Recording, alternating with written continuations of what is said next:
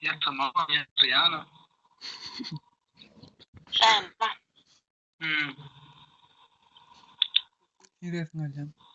Kavamen ki namazı. No. Valla. Korkut başladı hem. Bir tane adam yatan yerden tutturdum kaçma biliyorum. ama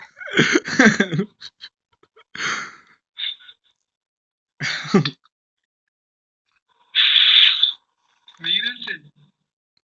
Marvur değil bu o. saharla Aşkavat diyor o şeydi. Seherli. Sen kinem zafis edecektim de şu an.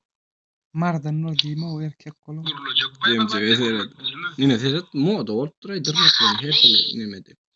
Ha, ne şimdi? Adın ne mi? İsrail. Benim ruh cana yani yemel. İsrail mi kız? Hmm. Zana liyorum. Alır palyama. Şu da falan böyle. Ne medalım var? Bakayım bana. Ya Yok twayma. Diptere adam. Ne ettin? yine sıktı da lalla.